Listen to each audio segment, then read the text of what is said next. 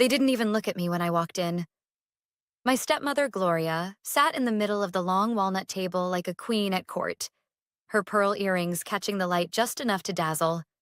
She was smiling. Too wide, too proud. Next to her, my half-brother Mason leaned back in his chair, hands folded behind his head, that smirk on his face like he'd already won something. Maybe he thought he had. I hadn't even taken a seat when she said it. "He loved me," Gloria said, her voice silky and sharp. "Not the child of his first mistake." She didn't even blink. Mason chuckled beside her. "She's not even in the paperwork," he added with a grin that made my stomach churn. The room erupted in soft laughter. Restrained, polite, the kind that pretends not to be cruel. I stood there, coat still on, purse clutched tight in my hand, like an outsider stepping into someone else's home. But it was my father's home once. Mine too, in another life. I took the only empty seat. At the far end of the table, the seat no one else wanted. My pulse thudded behind my ears. I scanned the faces around me. Lawyers in stiff suits, a few distant cousins, family friends who hadn't spoken to me since my mom passed. Everyone seemed comfortable, at ease, like they knew how this would go. I forced my expression into something resembling composure, even though my hands were shaking in my lap. I wasn't surprised Gloria was gloating. What surprised me was how confident she looked, like she had seen the future and already signed her name at the bottom of it. The lawyer, Mr. Granger, entered moments later. He looked older than I remembered, or maybe just tired. He carried a dark leather briefcase, the kind that clicks open like a gun being cocked. All eyes turned to him. Silence fell like a curtain. "Thank you all for coming," he said, setting the briefcase on the table. "As you know, we're here to read the last will and testament of Mr. Gerald Langston, my father. Or, the man who used to be my father. It had been years since we last spoke. Years since I walked out of his house after he told me he couldn't afford to hold on to the past anymore. That was what he called me. His past. A reminder of his first life, as he phrased it. The life with my mom. Gloria was his second wife, younger, perfectly poised. She made sure everyone knew she was the one who helped Gerald rebuild. She'd inserted herself into every photo, every story, every memory, until it felt like I had never existed at all. And Mason, her son, half my blood, none of my heart, had followed her lead with ease. I was always the other daughter, the shadow in the background. "Before I begin," Mr. Granger said, opening the briefcase, "I'd like to remind everyone that the contents of this reading are final and legally binding." Gloria leaned forward, lips pursed in anticipation. Mason elbowed her lightly, like it was a game they were about to win together. That's when Granger paused. Just for a second. A flicker of something passed across his face. Confusion, maybe. Or surprise. He reached into the case and pulled out a sealed envelope. Thick. Stamped. Unmistakably recent. "Actually," he said, adjusting his glasses, "your father made an amendment to the will 3 weeks ago, after discovering the truth." The room stiffened. Gloria's smile faltered. Mason's brows furrowed. "What amendment?" Gloria snapped. "That's not possible. He was barely lucid at the end." Granger didn't respond to her tone. He just opened the envelope and removed a fresh stack of papers, each one bearing my father's unmistakable signature. "It's all here," he said calmly. "Signed, witnessed, legally executed." No one moved. No one breathed. I sat frozen at the end of the table, watching the color drain from Gloria's face. What truth?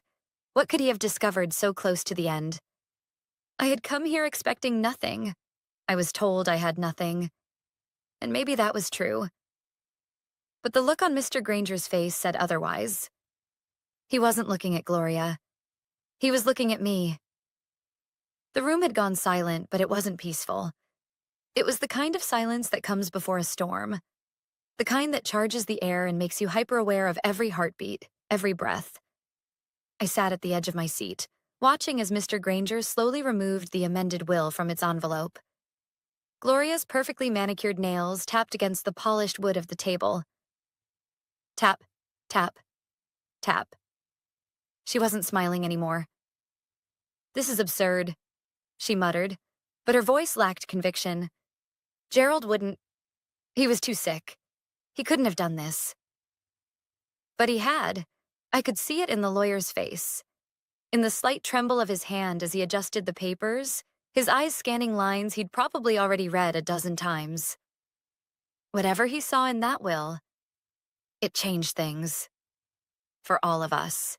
"As I mentioned," Granger said calmly, "this amendment was signed 3 weeks ago in the presence of 2 witnesses and myself.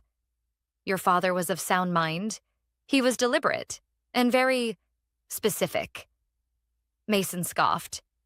"Specific?" he repeated, leaning forward with that same smug grin. "Let me guess. He left his vinyl collection to the mailman and his car to the dog." But I saw the edge in his eyes. He was rattled. They both were. Gloria's hand was clenched now. Her tapping stopped. She was staring at Granger like he had betrayed her. I didn't say a word. Not yet. I sat still like I'd been taught to do when I was younger. Blend into the wallpaper, stay quiet, don't provoke. Only this time, I wasn't the one who had something to hide. "Before I continue," Granger said, flipping to the top page, "I need to verify something. Miss Langston, Samantha, can you come here for a moment?" It was like every head in the room turned at once. My chest tightened. I wasn't expecting that. I stood slowly, legs unsteady, feeling their eyes cling to me like wet fabric. I walked to the front of the room where Granger waited, holding out a small card. An old ID, my father's, from when I was a child. "Do you recognize this?" he asked. I nodded. "That's his old signature. He stopped using it after he remarried." Granger nodded as well, lips tightening. "That's what I thought." He turned the document around, letting me see the scrawled name at the bottom of the amendment. It was the signature I remembered from my childhood birthday cards. Slanted, messy, always a little too large. He had signed it with his old name, Gerald L. Langston. Not the stylized G.L. Langston Gloria insisted he use later in life. He signed it with the name he used when your mother was alive, Granger added, quietly enough that only I could hear. My throat clenched. I stepped back, returning to my seat, heart hammering in my ears. Gloria's voice sliced through the air. "This is a trick. That signature, it proves nothing. He hadn't used that name in decades." "Exactly," Granger said, "which is why the sudden reappearance of it is significant." Mason leaned forward again, irritation creeping into his voice. "So what's in the will?" "If you're done with the dramatics, maybe we can finally hear what my father actually wanted." Granger gave him a long look before continuing. "Very well. As per the amended document dated 3 weeks prior to Mr. Langston's passing, I will now begin the reading." He cleared his throat and began. "To my wife, Gloria, I leave the sum of $10,000 in my sincere hope that she will find the peace she was always searching for." Gloria choked on her breath. 10,000? What?" The room rippled with stunned whispers. One of the cousins leaned in, whispering behind a hand. Another family friend coughed awkwardly. "To my stepson Mason," Granger continued, unshaken. "I leave my golf clubs and a framed photo of our first fishing trip. I regret we never truly connected." Mason's mouth fell open. "Are you kidding me?" His face flushed, eyes darting between the paper and his mother. He looked like someone had just pulled the floor out from under him. Granger went on, voice steady. "And to my daughter, Samantha Langston?" I stopped breathing. "The remainder of my estate, including the family home, all financial holdings, savings, retirement accounts, and my personal letters." I blinked. Once. Twice. Had I heard that right? Gloria stood up so fast her chair screeched backward. This is fraud. He wouldn't have done this. He couldn't have. But Granger didn't even flinch. He did, he said. And it's legal. Every word. Mason slammed a hand on the table. She was out of his life. She doesn't deserve anything.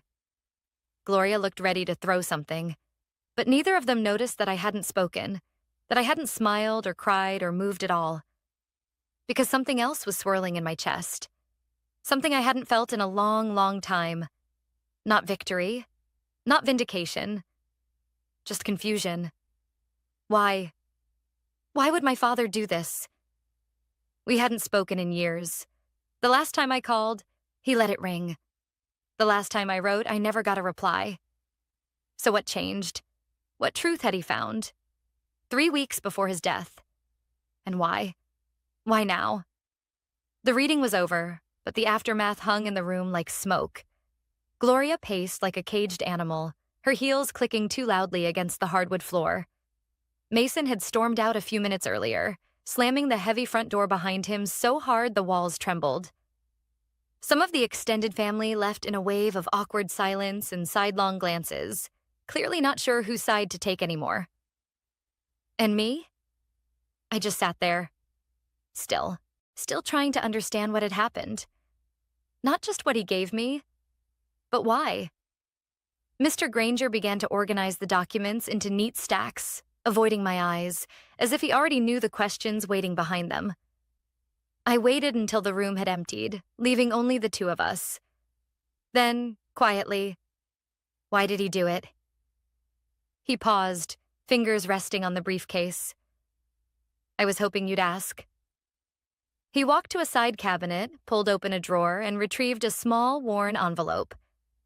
It was cream-colored, thick paper, the kind people don't use anymore. My name was written across the front in my father's handwriting. Sharp, decisive, unmistakable. "He gave this to me the day he signed the amendment," Granger said, offering it to me. "He told me not to show you until after everything was read." My hands trembled as I took it. There was no return address, no postmark. Just my name. Samantha. Not Sam, not Sweetie like he used to call me before things fell apart. Just my name. I didn't open it right away. I held it like it might burn me, like whatever was inside might tear open a wound I'd spent years sewing shut. "Was he different that day?" I asked. Granger nodded slowly. He was tired, but clear. He spoke about regrets, about time he couldn't get back. And then he said something I didn't understand until now. He looked at me. He said, "Truth doesn't erase pain, but it can rewrite the ending." That line stayed with me. Still does. I slipped the envelope into my purse, unable to face it just yet. The drive home felt like moving through water. Every red light gave me time to second-guess everything. His motives, my memory, even whether this was real. My phone buzzed on the seat next to me. Probably Mason or Gloria. Maybe both. I ignored it. My apartment felt smaller than usual when I stepped inside. I dropped my keys into the bowl by the door and stood in the hallway for a long moment, my coat still on, the envelope heavy in my purse. I finally sat on the edge of my bed, took it out, and opened it. The letter inside was handwritten. 4 pages, no date. Just his name signed at the bottom in the same shaky script from the will. "Samantha, if you're reading this, it means I'm gone. And it means I waited far too long to say the things I should have said in person." The first line alone made my throat tighten. "I know I failed you. I didn't just lose your mother. I lost myself. And then I let Gloria tell me who I was supposed to be. I let her rewrite my life. And I let her turn me against you. I believed things that weren't true." I stopped reading.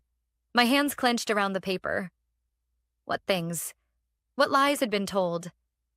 What had he believed about me? I kept going. "Years ago, Gloria told me you had taken money from me, that you were using my name to apply for loans. She showed me fake emails, bank printouts. She said you were trying to ruin me out of spite." My stomach dropped. I believed her. And I didn't ask you. I didn't even give you a chance to explain. I just decided I was done. I'm ashamed of that. I let pride take the wheel. And for that, I'm sorry. I sat frozen, heart pounding in my ears. I found out the truth a month ago.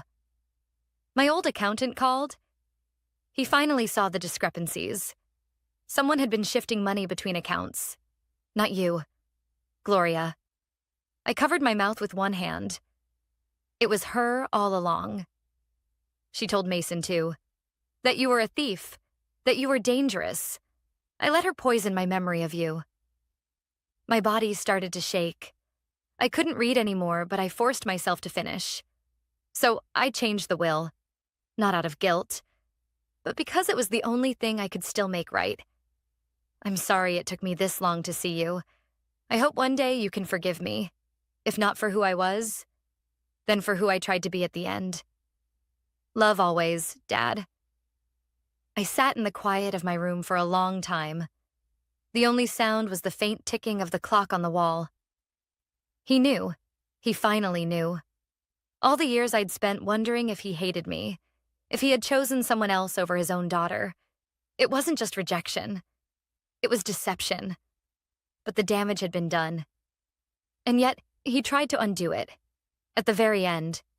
Truth doesn't erase pain, but it can rewrite the ending. Now I had to decide what to do with the truth he left behind. And I had a feeling this wasn't the end of it. Because Gloria wasn't the kind of woman to lose quietly, and she sure as hell wouldn't go down without a fight. I didn't sleep that night. Not because I didn't try, but because my father's letter kept playing in my head like a broken record. The words felt too big to hold in one place. She told Mason, too. I believed her. I didn't even give you a chance. Grief has strange timing. You can bury someone, walk out of a funeral home, sit through a will reading, and still not fully feel it until you're alone with a letter that changes everything. By morning, my phone had 17 missed calls. 11 from Gloria, 4 from Mason, 2 from numbers I didn't recognize. And then came the knock. It wasn't the kind of knock neighbors give. It was sharp, angry. I opened the door, already knowing who I'd see. Gloria stood there in her black designer coat, lips painted in that cold crimson she wore like armor. Her face was calm. Too calm, but her eyes were wildfire. You knew what you were doing, she hissed, stepping inside without waiting for an invitation. You came to that will reading knowing what he'd done. I closed the door behind her slowly.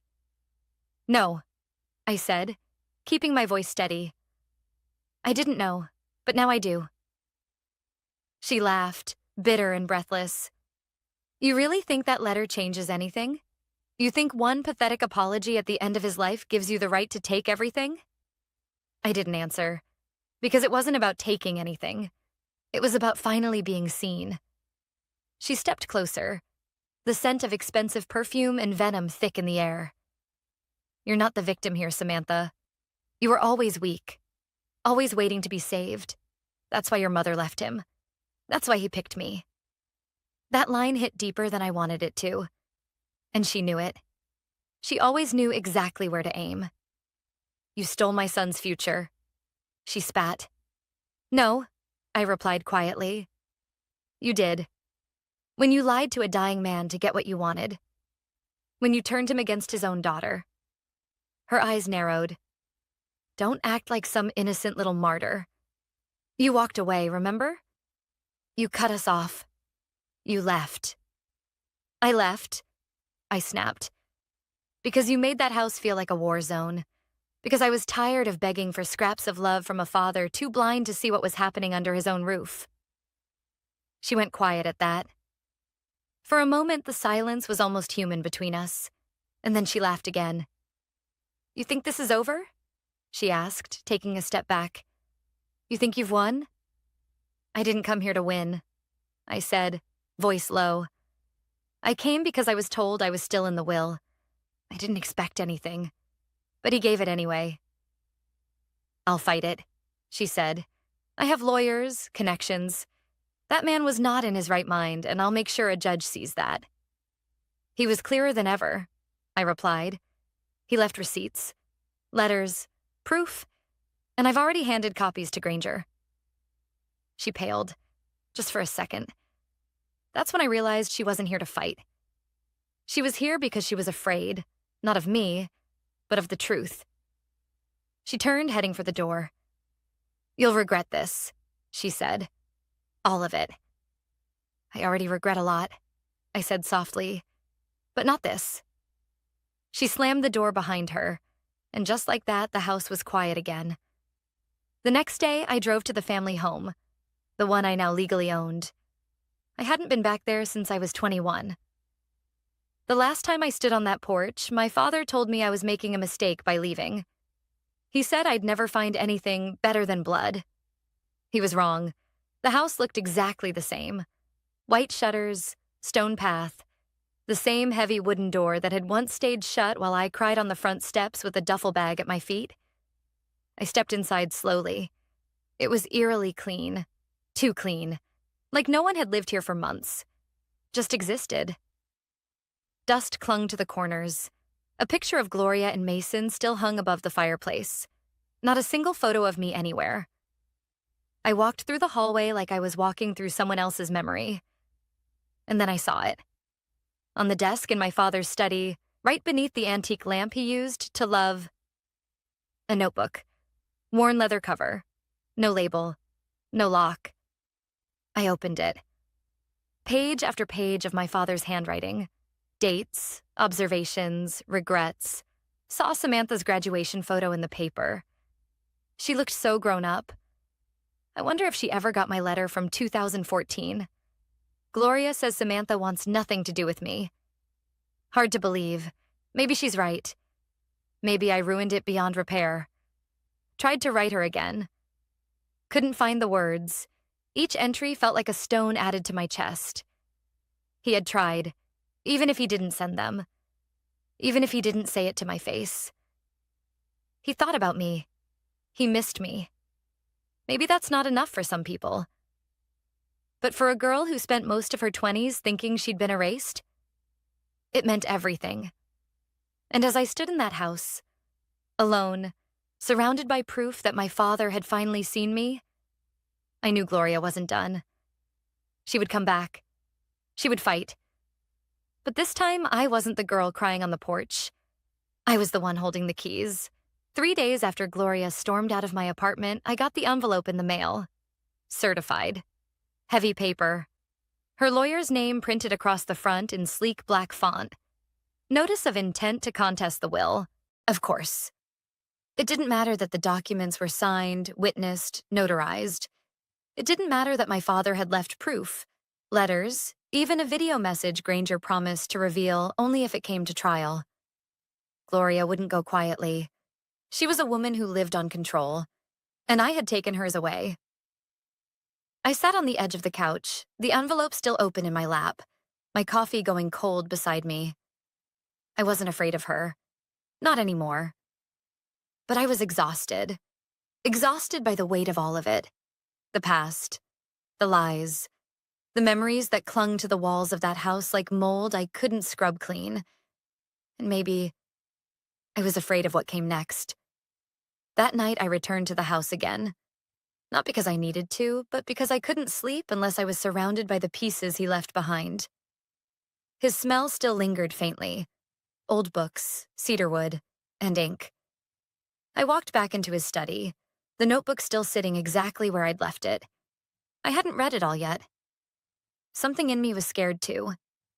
But now, knowing that Gloria was building a case against me, I needed to understand more. Not just what my father regretted, but what else he knew.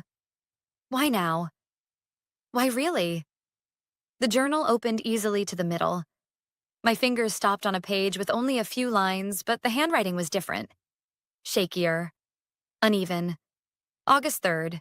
Talked to Margaret again. She said the lab confirmed it. The timeline. It doesn't lie. I was wrong about everything. About who Samantha really is. I blinked. Lab? Timeline? I flipped forward. August 7th. I didn't want to believe it, but Margaret wouldn't lie. I kept the paternity results, sealed in the filing cabinet. If she's right, if what we think is true, then Mason isn't. The rest of the sentence was scribbled out, ink dug into the page like he couldn't bear to finish it. I stared at the words, trying to piece them together. Margaret. That was his old secretary. She retired years ago, but I remembered her. Sharp as a tack, always quiet, always watching.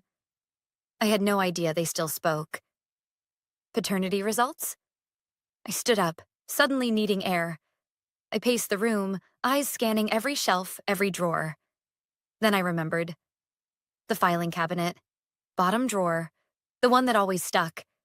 It took everything I had to pull it open. But there it was. A thin manila envelope, unmarked except for a single word. Confidential. I opened it with trembling hands. Inside were two things. First, a printed lab report. I scanned the lines, heart hammering louder with each word. DNA analysis? 2 samples. One labeled ML, the other GL. Conclusion: no biological relationship found. I swallowed hard. Mason wasn't my father's son. He never had been. I sat down slowly, the room tilting just slightly. Every memory I had of Gloria parading Mason around like the perfect heir, every time my father brushed me aside to praise his son, it all snapped into a new, brutal clarity. He didn't know. Not until the very end. And when he did, he rewrote everything. My breath caught. The second item in the envelope was a letter. Sealed. No address. Just the word. For Mason. It wasn't open. I didn't read it. I couldn't. But just holding it in my hands made something in my chest shift. Because now I understood. This wasn't just about regrets. This was about truth. The kind that explodes quietly but leaves nothing untouched. The next day, I met with Mr. Granger. I handed him both the DNA results and the sealed letter. His eyebrows rose slightly, but he said nothing until he'd read the full report. I see, he said slowly. Well, this changes the landscape. Can she still contest it? I asked. He hesitated. She'll try. But if this information becomes part of the record, her entire claim will fall apart. The will was amended based on a discovery your father documented. That discovery proves that the primary heir Gloria insisted on was never legally his child. There's no bloodline, no legal standing. I let the silence hang there. Granger leaned back in his chair. It's up to you whether this becomes public, he added. Your father didn't include this in the legal documentation, only in the notebook. Perhaps he hoped it wouldn't need to come to this. Maybe, I said softly. But Gloria's made it clear she won't stop. He nodded. Then I'd advise we file it under sealed evidence, only released if the case proceeds. I agreed, but inside, I was torn, because I didn't want revenge. I didn't want to humiliate Mason or even Gloria. I just wanted to be free of them, of their poison, of the years they stole. But if they wanted to take this to court, they were going to lose. Not because I wanted them to, but because the truth always wins eventually, even if it takes years to find its voice. The court date never came, not because Gloria backed down willingly, but because her lawyer did. 2 weeks after I handed Mr. Granger the DNA results and my father's sealed letter, her attorney requested a meeting. According to Granger, once he reviewed the documents and saw the signatures, dates, and corresponding entries in my father's notebook, he advised Gloria to let it go. But Gloria didn't. She sent one last message, a letter, handwritten, no apology, no remorse. Just a single line. You stole everything. But don't think for a second you earned it. I didn't reply, because I didn't need to prove anything to her. Not anymore. The house didn't feel like mine yet. It still whispered with voices from another life. His voice, her perfume, Mason's laughter echoing down the hallways. But slowly I began to make changes. I took down the pictures over the fireplace, boxed up old trophies, framed articles, anything that felt like a monument to someone else's story. And in their place, I added pieces of my own. A photo of Mom and me at the lake. A bookshelf filled with my favorite novels, dog-eared and stained with time. A painting I made in college that Dad once called too abstract to be art. I hung it in the entryway. I think he would have smiled now if he saw it. Weeks passed, then a month. And just when I started to feel like maybe this chapter was over, I got a phone call from an unknown number. I almost didn't answer, but something told me to pick up. Samantha? It was a woman's voice, soft, slightly raspy. Familiar. Yes? This is Margaret, your father's former secretary. My heart kicked. He asked me not to contact you directly, she said. He wanted to leave space, but after reading what you found, I think you deserve to know everything. I drove to meet her the next morning. She lived in a small brick house on the edge of town, surrounded by roses and silence. She welcomed me in with tea, then handed me a small cloth-bound folder. Inside were copies of emails, financial reports, calendar appointments, things she'd quietly collected over the years. I kept these because I saw what was happening, she said. But your father wouldn't hear it. Not then.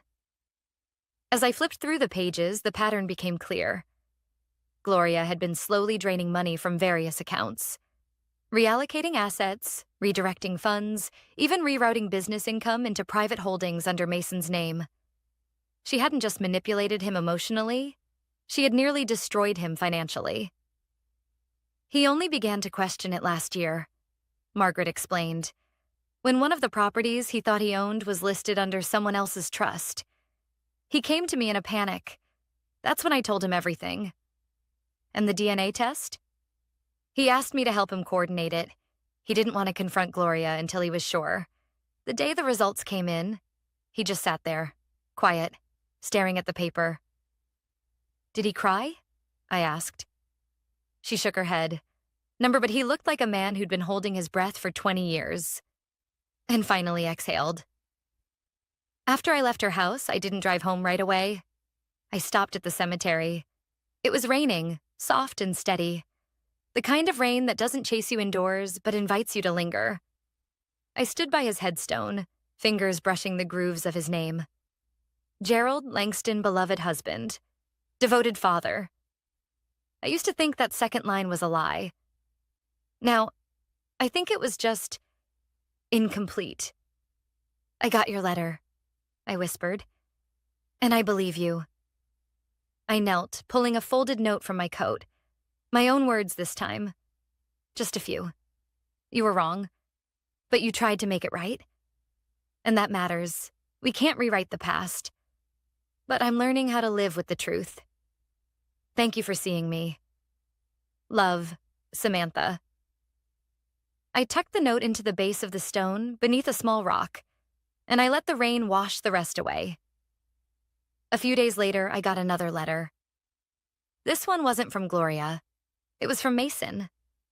I don't know what to say, it began. I didn't know about any of it. I believed her. I believed everything she told me about you. Maybe that makes me weak. Maybe it makes me guilty. I don't expect forgiveness, but if you ever want to talk, I'm here. I didn't write back. Not yet, because I still didn't know what I wanted to say. But I folded the letter gently, placed it in the same drawer where I now kept my father's journal. Maybe one day I'd reply. Maybe not. But what I did know was this. I wasn't the child of a mistake. I was the daughter of a man who, at the very end, chose truth over pride. And I had survived more than anyone ever gave me credit for. If you've ever been erased, overlooked, or made to feel like your truth didn't matter, just know this. You are not invisible. And even if it takes years, the truth has a way of finding its way to light.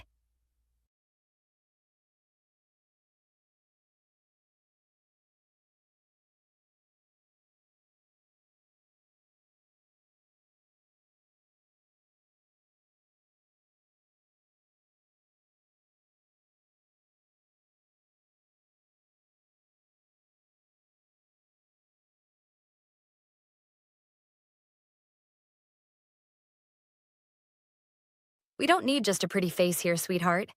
This is a real company, not your little hobby. That was the very first thing Nathan Cole said to me. I didn't know him, but I knew the type. Expensive suit, too much cologne, the smirk of a man who thought charm could replace competence. I didn't answer. I just looked at him for a second, then at the CEO's office door he had just walked out of. That's when it clicked. Nathan was the CEO's son, and apparently my new boss. My name is Jessie Carter. I'm 32 years old and I've been working at Virelia Systems for 6 years. I'm not a secretary. I'm not in PR. I'm the lead systems architect for the core AI framework that powers every single one of Virelia's flagship products. And for the record, I don't do hobbies. I design things that keep billion-dollar contracts alive. It was 8:15 a.m. on a Monday. First day for our new leadership team, as the email last week had called it. The old CEO had retired quietly, selling controlling interest to an investment group headed by Charles Cole, Nathan's father. Charles had been in finance for decades. Nathan, I learned from LinkedIn, had spent most of his adult life bouncing between short-lived startups, all bankrolled by his father. Not one of them had survived longer than 2 years. I was at my workstation reviewing error logs from the weekend stress tests when Nathan appeared. He leaned against the desk like he owned the place. Technically, maybe he did now. And dropped that pretty face line like we were in some bad 80s movie. I didn't give him the satisfaction of a reaction. Instead, I closed my laptop, slid it into my bag, and started packing up my personal things. The framed photo of my late brother, the coffee mug from the first AI conference I ever spoke at, the small fern that somehow survived the fluorescent hell of our office lighting. Nathan chuckled. Hey, don't take it personally. You'll do fine here if you keep smiling. I didn't bother looking at him, because while he was talking, my mind was already replaying a very specific conversation I'd had 3 years ago with my patent attorney. Most people don't realize how patents work inside a tech company. If you develop an invention on your own time, with your own resources, and you file the patent under your name, it's yours until you sign it over. That was the arrangement I had with Virelia. I would create core systems, license them internally until we formalized a transfer, then get compensated accordingly. It was in writing, in my contract. And right now, 6 pending patents, covering the adaptive AI engine, the predictive compression protocol, and the dynamic security layer, were still mine. Mine, not Virelia's, and certainly not Nathan's. I zipped my bag and walked past him toward the elevator. Hey, he called after me. Where are you going? We've got a team meeting in 20 minutes. I pressed the elevator button. No, Nathan, I said without turning around. You have a meeting. I have something else to take care of. His laugh followed me into the elevator, short, dismissive, the kind that assumes you'll come back crawling. By the time I reached my apartment, the rain had started. Seattle in October, the perfect weather for thinking. I brewed coffee and laid out my laptop on the kitchen counter, pulling up my cloud storage. All 6 patent portfolios were stored on my personal servers, hosted completely outside of Virelia's infrastructure. The licensing agreements were due for renewal in exactly 9 days. I didn't plan to renew, not without a conversation. The next morning, I came in early. Most of the office was still dark, but from the corner conference room, I saw Nathan pacing with 2 other men I didn't recognize. On the table between them was a stack of glossy presentation folders, launch materials, the big launch. We'd been working toward it for 18 months. Project Atlas, an AI-driven analytics platform that could process and visualize live data streams in seconds. The kind of product that, if successful, would cement Virelia as an industry leader for the next decade. Atlas didn't just use my technology. It was my technology. The adaptive AI engine was its beating heart. Without it, the platform was little more than a pretty dashboard with no brain. At 10 a.m., Charles Cole himself arrived. Tall silver hair, expensive watch. Nathan hovered at his shoulder like an eager apprentice. Charles introduced him as the new strategic operations lead to the entire staff, emphasizing his vision for modernization. I stood at the back of the room, arms crossed, and listened. Nathan talked about streamlining, removing redundancy, and prioritizing the right talent. I noticed his eyes flick toward me when he said that last part. That was the moment I knew. They weren't just here to lead. They were here to replace. And if they thought they could take my work without paying for it, they were in for a very public education in how patents, contracts, and consequences worked. That night, I got a call from someone in the development team. "You didn't hear this from me," they whispered, "but Nathan's been asking the engineers to document everything about your AI engine. Full architecture diagrams, source code, the works. Says it's for knowledge sharing." My fingers tightened on the phone. I'd seen this playbook before. This wasn't knowledge sharing. This was asset capture. And if Nathan thought I was just going to sit quietly and let it happen, he was about to find out how wrong he was. Because I already had a plan. And it started with walking out of that building with my entire patent portfolio in my bag. The next morning, the office felt different. It wasn't that people were acting strangely. They weren't. But there was a new undercurrent, a subtle shift in posture and tone. Conversations that used to pause when I walked by now continued, but quieter, like they were about something I wasn't supposed to hear. I'd been in corporate long enough to recognize the signs. Someone, somewhere, had decided my role was under review. At 8:12 a.m., I opened my inbox to find 3 meeting invites I'd never received before, all for Project Atlas documentation review. The organizer? Nathan. The attendees? Senior engineers, 2 new consultants I didn't know, and not a single member of the legal or patent team. That was my first hook of the day. The second came 10 minutes later when I got a Slack message from one of the junior developers. "Jesse, did you approve giving the consultants full repo access? They're downloading the entire AI framework." I typed back, "No. Who authorized it?" The reply was immediate. "Nathan said it was cleared by you, but it's not, right?" I didn't answer. I didn't need to. From my desk, I could see Nathan in the glass-walled conference room. He was leaning back in a chair, arms spread like a king surveying his court, while 2 engineers projected my framework's architecture diagrams onto the wall. That wasn't documentation review. That was a blueprint theft in broad daylight. I forced myself to stay calm. I knew something they didn't. Without the licensing agreement, the code might as well be an empty shell. The patents were mine until signed over, and right now that contract was sitting unsigned in my apartment drawer. Still, this meant my timeline had just changed. If they were moving now, I had to move faster. At 10:30 a.m., Nathan appeared at my desk, holding a coffee he clearly didn't make himself. "Morning, Jesse. Just wanted to let you know we're working on streamlining Atlas for launch. Making sure everyone's aligned." I kept typing. "Is that what you call giving external consultants unrestricted access to proprietary code?" His smile didn't falter, but his eyes narrowed just slightly. "Transparency builds trust." I met his gaze. "And theft builds lawsuits." For a fraction of a second, he froze. Then he laughed, low and dismissive. "Relax, sweetheart. No one's stealing from you. It's all company property." I didn't bother reminding him that wasn't true. Not yet. I just saved my work, closed my laptop, and said, "If you're that confident, I'm sure you won't mind me double-checking with legal." The flash of irritation across his face was all the confirmation I needed. That afternoon, I called Mark Ellison, Verelia's in-house counsel, from a quiet corner of the lobby. I didn't trust company lines anymore. "Jesse, I can't say much," Mark said carefully, "but I'd advise you to make sure you have every piece of documentation about when and how you developed your patents. If they try to claim derivation from company resources, it could get messy." "They're already trying," I said. Silence on the line for a beat. "Then you should know something. Charles has been telling the board that Atlas's core tech is now fully internalized.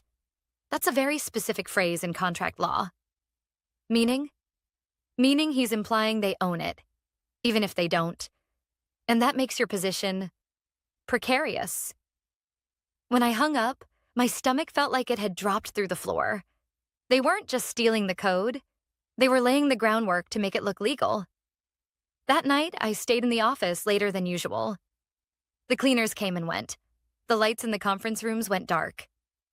By midnight, it was just me and the hum of the servers. I connected my personal laptop to my secure cloud, running through every line of code in my portfolio. I tagged each file with metadata: creation date, device ID, and version control history. Everything was logged, time-stamped, and backed up in 3 separate offsite servers, 2 in the US, 1 overseas. If they tried to argue I'd built it on company time, I could prove otherwise. At 1:14 a.m., I sent an encrypted message to my patent attorney, Rachel Myers, with the subject line: acceleration required. Rachel, we need to move up the enforcement window. They've begun copying internal architecture diagrams and source code. Confirming derivation claims are imminent. Recommend preparing cease and desist language with immediate effect. We'll update in 24 hours. When I finally left, the rain had stopped. The streets were empty, the air cold enough to bite. My car windows were fogged over, and as I sat there waiting for the defrost to kick in, I thought about Nathan's smirk that morning. He thought I was just a pretty face who'd roll over when the real players showed up. He was about to learn that the real players don't raise their voice. They don't make threats. They just make sure the other side never sees the hit coming. And in exactly 7 days, the Atlas launch would be live streamed to investors, clients, and press worldwide. I planned to let them get right up to that moment before they found out what I'd done. By Wednesday morning, word was out. Atlas would launch the following Tuesday at 9 a.m. Pacific. The announcement went out in an all-staff email from Charles Cole himself, full of buzzwords like market disruption, strategic advantage, and visionary leadership. Nathan's name appeared 3 times in the message. Mine didn't appear once. At 8:45 a.m., I walked into the office kitchen for coffee and overheard 2 of the engineers talking. They're saying the new AI engine can handle triple the concurrent load of the old version. One whispered. I didn't say anything, but my hands tightened on the coffee pot. There was no new AI engine. There was my engine, which they'd been scrambling to map out piece by piece. Any triple capacity claim was either marketing spin or pure fantasy. At 10 a.m., I got a meeting invite titled Pre-Launch Technical Briefing.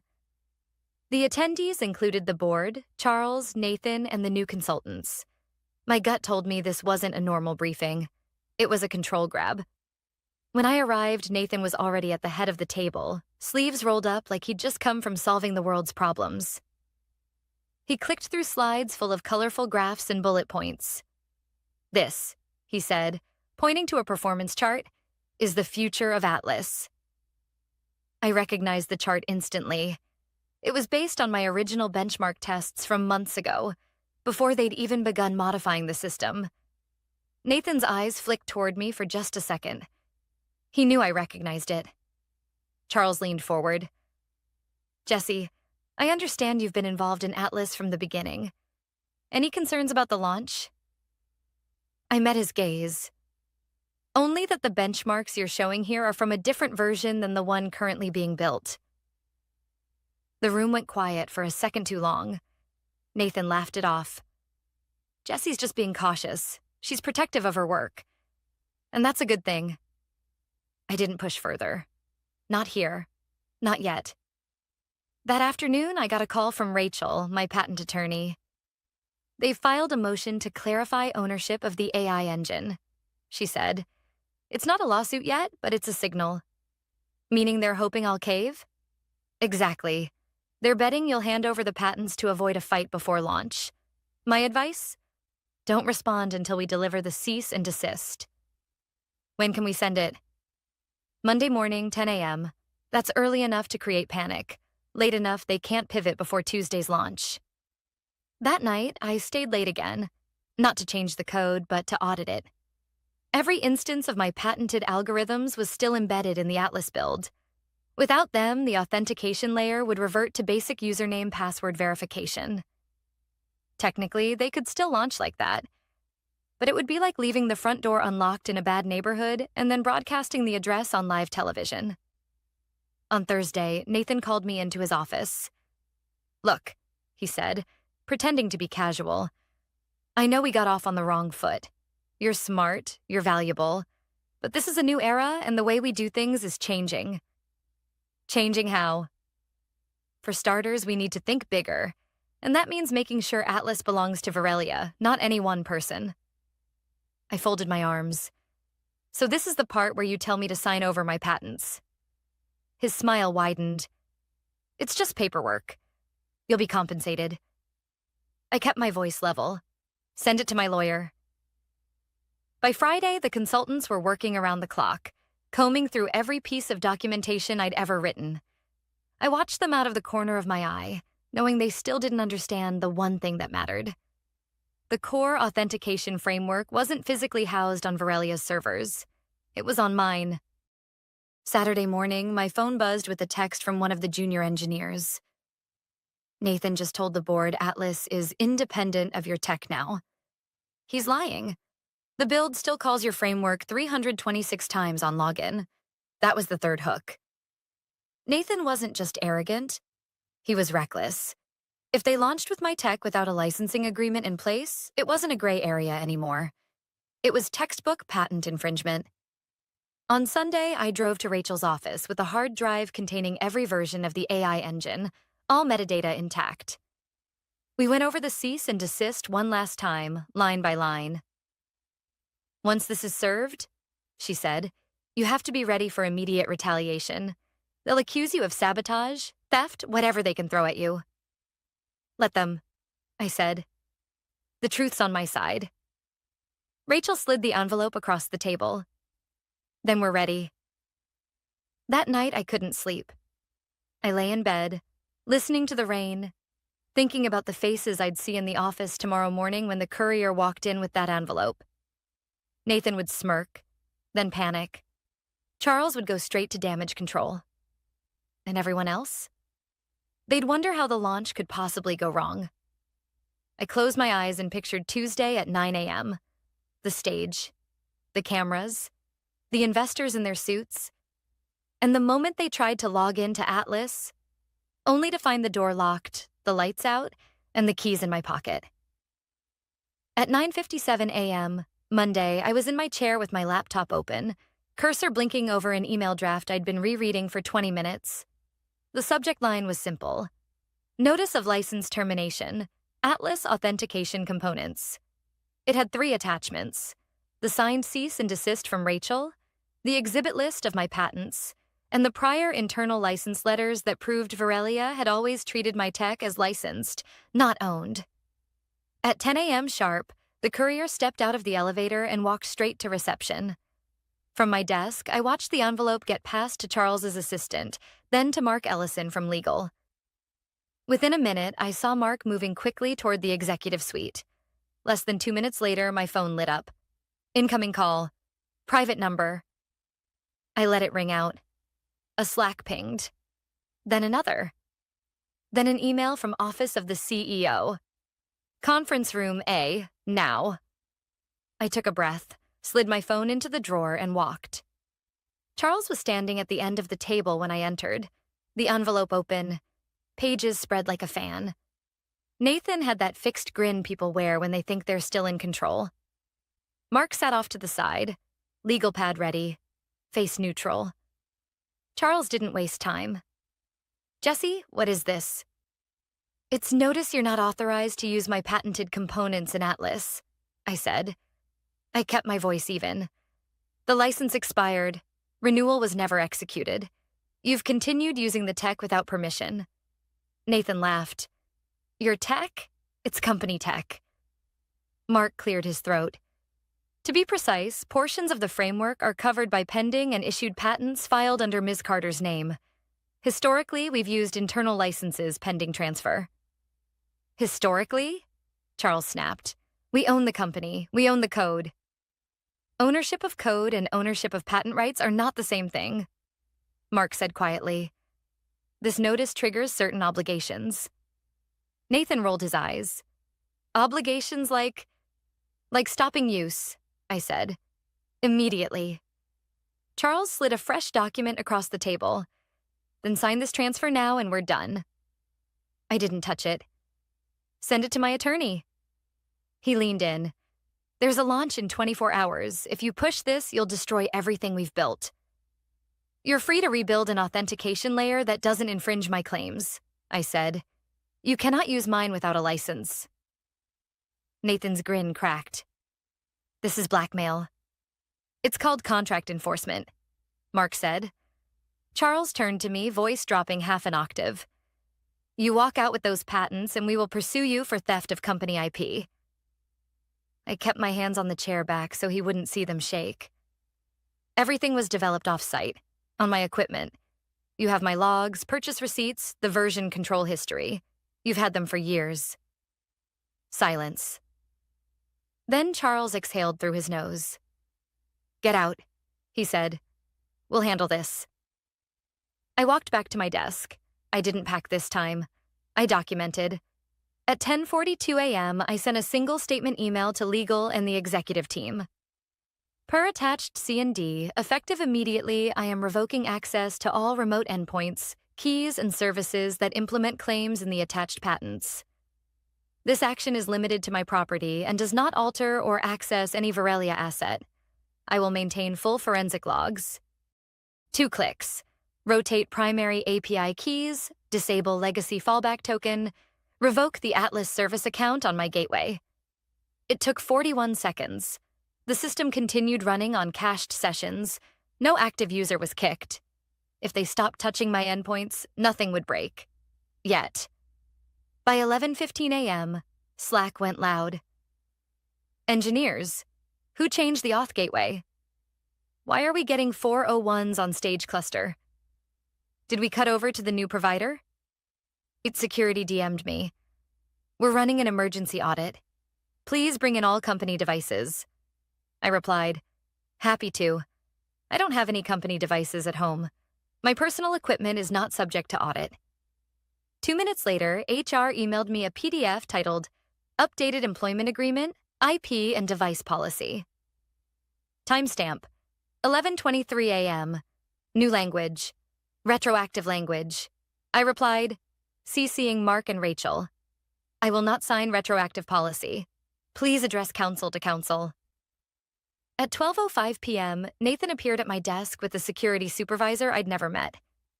We need your laptop, he said. This is my personal machine, I said. Here's my signed device waiver from onboarding. I handed the form across. He snatched it, skimmed, and handed it to the supervisor with a grimace. We're putting you on administrative leave, he said. Hand over your badge. I set the badge on the desk. I'll await written confirmation and next steps from legal. He expected a scene. I gave him a paper trail. As they walked away, my phone buzzed with a message from a junior engineer. Stage can log in if we recycle sessions. Prod is fine, for now. That was the keyword. For now. The cache window would expire. I knew their refresh cadence. I'd helped design it. At 1:40 p.m., Mark called from his office. For once, his voice sounded human. They're going to accuse you of sabotage. Don't say anything on company channels. Let Rachel speak. Understood. Also, he added, between us, they should not launch without a non-infringing auth layer. If they do, they're inviting regulators, not just you. Will you put that in writing? A pause. I will document my advice. By 3 p.m., PR sent an all-staff. Atlas launch, full steam ahead. The message insisted everything was on track. A calendar invite followed for 5:30 p.m.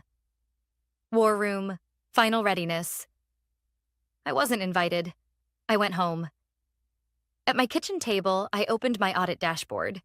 Every request to my gateway was now logged with full headers, timestamps, originating IPs. I wasn't touching their systems. I was watching my own. Legitimate, boring, unassailable. At 6:12 p.m., a new client ID pinged my gateway, one I didn't recognize.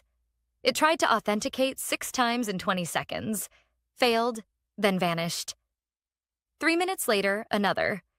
Someone was brute probing the edges, hoping I'd left a door cracked open. I forwarded the log to Rachel with a single line. Attempted unauthorized access to my property following notice. She replied 1 minute later. Good. Keep logging. Do not engage. The night wore on in pings and quiet. At 9:03 p.m., a message from an engineer I trusted. They're swapping in a temporary auth. It passes smoke tests, but chokes on concurrent refresh. Nathan says we're fine. How many users can it handle? I wrote. We got to 38. Atlas's demo would put hundreds on it at once. I slept badly, that nervous half-sleep where your mind keeps running scripts.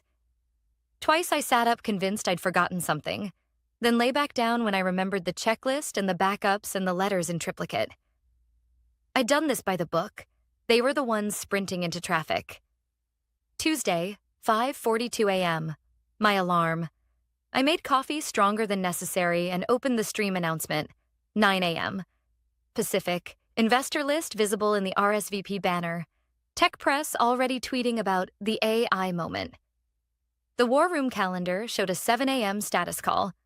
I wasn't on it, but someone forwarded me the agenda anyway. 7 a.m. smoke test.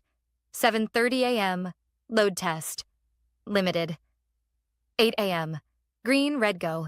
8:30 a.m. PR brief. 9 a.m. live. At 7:06 a.m., my phone lit up with a thread from the engineer. We passed smoke. Load test skipped. Nathan says optics. I stared at the screen. Skipped. Because load tests could tank confidence. Because reality was negotiable if the slide looked good. At 8:11 a.m., I received an email from Charles directly. Last chance. It was one sentence. Sign the transfer and we'll make you whole. No numbers, no terms, just trust me from a man who had tried to slip retroactive policy under my door. I replied with the same sentence Rachel had taught me on day 1. Please direct all communications to my counsel. At 8:27 a.m., I stood, grabbed my keys, and walked out to my car. I didn't need to be anywhere specific. I needed to not be there. I drove to a quiet lot 2 blocks from the office, the kind where delivery trucks nap between runs. Rain ticked on the windshield. The city moved around me like it always had, indifferent. I opened my laptop and pulled up the stream. The stage was minimalist. A big LED wall with the Atlas logo, a demo station, 2 stools. Charles appeared first, measured and smooth. He entered the problem, the market, the vision. Then he smiled toward the wings. And to show you the future, here's Nathan Cole. I watched him cross the stage, confident, hands open, voice warm. He spoke about speed and trust and scale. He invited the audience to pull out their phones, scan the QR code, and experience Atlas live. A QR shimmered on the screen. I glanced at the clock. 8:59 a.m. In my audit window, connections started to bloom. Guest accounts, conference Wi-Fi pools, carriers. Not to my gateway, to theirs.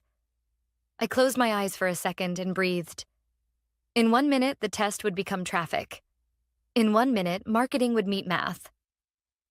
I set the coffee down, steadied the laptop on my knees, and watched the counter tick. 9 a.m. At 9 a.m., the counter spiked. My audit window lit up like a Christmas tree. Hundreds of concurrent login attempts funneled into the Atlas endpoint. For the first 3 seconds, everything looked stable. Then, at 9:03 a.m., the red bars started appearing. Failed authentication. Token refresh timeout. The refresh bottleneck I'd been warned about was kicking in. By 9:05 a.m., over half the sessions were returning error messages. I switched to the live stream. Nathan was still on stage, beaming, walking the crowd through the features on the big LED screen. On the right-hand side, a live feed showed user dashboards loading in real time. Only now those dashboards were freezing. A murmur rippled through the audience. Someone's phone in the front row buzzed. They glanced at it, frowned. On the big screen, a spinning wheel replaced the interactive map.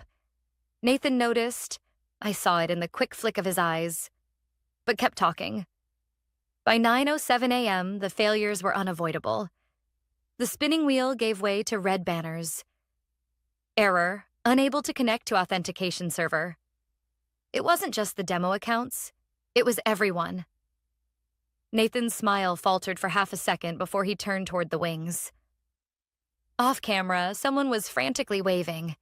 He chuckled into the mic, voice pitched too high. Looks like we've got some live launch jitters. The team is on it. Let's give them a round of applause. The applause was thin.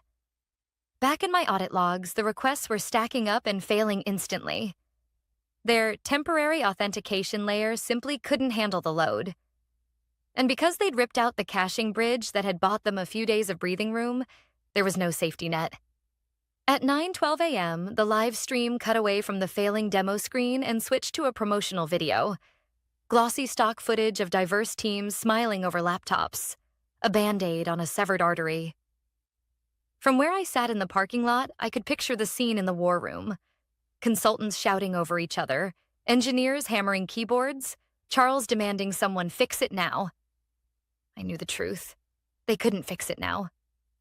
Not without my framework. Not in the middle of a live launch. At 9:17 a.m., my phone buzzed. Unknown number. I let it go to voicemail. Then again. This time I picked up. It was Charles, his voice tight. Jesse, what would it take to get this back up? Right now. License agreement, I said. Signed with payment terms. That's not realistic. Neither is launching without infrastructure. He swore quietly. We'll call you back. He didn't. By 9:30 a.m., they cut the stream entirely. The press release that had been queued up for a successful launch of Atlas was deleted from the corporate site. Tech journalists on Twitter were already posting screenshots of the errors. One headline appeared before I even closed my audit window. Verelia Atlas launch fails live. Authentication meltdown. I drove home. The rain had started again, fine and cold. My phone was a constant buzz of calls, texts, emails. I ignored all of them except Rachel's. Damage control mode, she said as soon as I answered. They're trying to spin this as unexpected server outage. Doesn't change the fact they violated your patents. The paper trail is clear. You're in a strong position. How strong? Strong enough to negotiate terms before they even think about court. By Wednesday, the board had called an emergency meeting. Nathan was quietly removed from any public-facing role. By Friday, his LinkedIn profile listed him as exploring new opportunities. Charles released a statement about leadership realignment and unexpected technical challenges. 3 of Verelia's largest clients canceled their contracts. The stock dropped 37% in 4 days. And according to one of my contacts in engineering, the consultants brought in to save Atlas walked after realizing the rebuild would take 6 to 9 months. The following Monday, Charles himself called me. This time, there was no tight control in his voice, just exhaustion. We're prepared to discuss licensing terms, he said. Exclusivity, purchase of patents, whatever it takes. Rachel handled the rest. By Thursday, the agreement was signed. The number they wired to my account was more than I'd made in 6 years at Verelia. In exchange, they got a 3-year non-exclusive license to my tech, just long enough to survive the rebuild without going under completely. I didn't go back to the office. I didn't even keep in touch with the people I liked there. I spent 2 weeks decompressing, then started sketching out something new.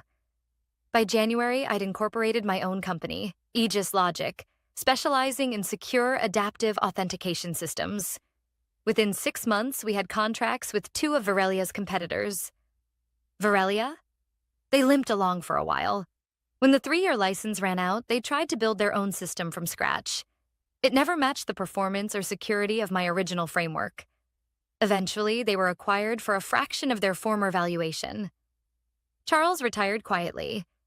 Nathan disappeared from the tech world entirely. Sometimes people ask me if I regret not giving them the patents earlier, avoiding all the mess. I tell them the truth. If someone shows you they don't respect you, they won't respect your work either. And in tech, in any field, your work is your leverage. The day I walked out with my portfolio in my bag, Nathan thought he'd humiliated me. But that's the thing about people who underestimate you. They rarely look back until it's too late to change the ending. And this ending? This one was mine.